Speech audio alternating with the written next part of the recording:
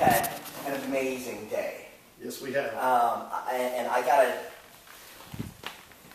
It's almost like look. This guy is not speechless very often, but today we've had an incredible day here at John Jancic's place. He invited us into his personal collection here at his home with his club, and we've had so much fun. John, explain to the folks. I mean, where are we right now? Tell me where we are right now. Well, this is my workshop, and this is where our project cars turn into high horsepower, super clean vehicles that anybody would not be ashamed to take to a car show with them. Real quick, the way in the back, what is that right now? The very first car I ever owned, I bought a 1973 Roadrunner that was a car that I bought with newspaper money, and the newspaper money that I used was off of a penny and a half a paper is what I earned to buy the car.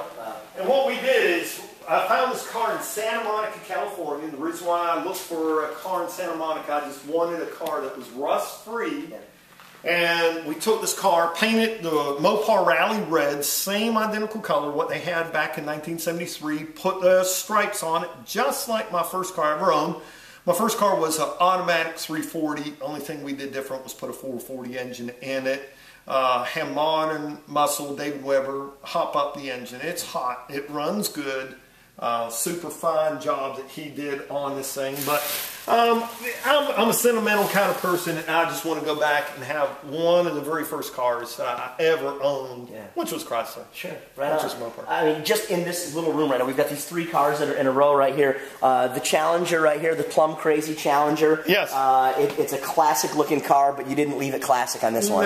No. The car came to me as a 440 automatic car with an 8 3/4 rear end. What we ended up doing was pulled the engine out of it, bought three 6.1 crate engines, and one of them went in this car here. Kiesler 5-speed TKO transmission, put rack and pinion steering on it, put a Dana rear end, monoleafs in it. Got a super job done by Entune on the stereo system. Yeah. My boys picked out certain speakers. We got Willwood disc brakes on all four, Bose rims. The car's trick. We maintain right about 24 miles to gallon with this car. You gotta look. Now, this one, you guys, let me explain to you.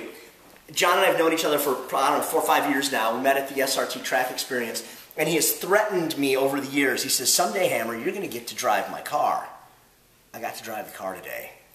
This one right here. Tell me a little bit about this. Well, what I ended up wanting was a car that had a large amount of horsepower, a car that looked proportionately right, a car that was dependable, didn't have any kind of detonation problems. We pulled out the stock 6.1 Hemi engine, took another one of those other crate engines, we totally gutted it. Put a stroker crank inside of it, had the heads ported and polished, male pistons, NASCAR wrist pins, put a Salisbury drive shaft shop rear end in it, their 1800 horsepower axles. We put Asani rims on it, 22s in the back, 20s up front. That lowered the car. Continental Extreme tires on it. Did a bunch of carbon fiber pieces underneath the hood, and then we put a Pro Charger unit on it, FS1 that has only 11 pounds of boost. Now the compression ratio we put on this thing is 8.5:1, and we did that hammer so at least then if we wanted to run 25 pounds of boost we can. But if we had 25 pounds of boost, we couldn't drive this car. I was going to say, no, wait a minute. Now, I just drove this a little while ago today, and it absolutely rocked my soul, right? And that was with 11 pounds of boost? That was only 11 pounds of boost. Wow. And this car's bad. But we did, just to help out, keeping the incoming charge cold, we put a water injection kit. And then, instead of just running straight water, we put methanol in with it. So right now we're running 75% methanol, 25% distilled water in it, and it's a beast. It's crazy. I'm telling you, when I sat in the driver's seat, we got the thing, fired up, and it's, doing its whole thing. You can smell the methanol as you sit in the seat. You're thinking, this is going to be big. I got to tell you guys,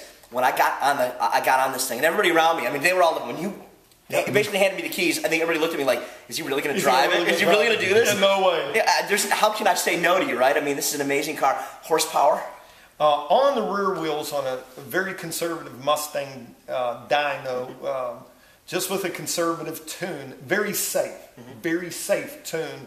Like I said, we don't want the knock sensors going off. We want everything to be safe. We got 714 horsepower on the rear wheels. That's crazy. It's an amazing car, and like you said, it is. It's really drivable. It's incredible. This was also in a magazine. Yes, Auto Enthusiast just put it in the September edition. Yeah, right on. Great. Well, I got to drive this thing, you guys. I'm telling you, as a guy who's been in the car guy hobby for 20 some odd years, this is one of the highlights of what I've had to do in my career, right?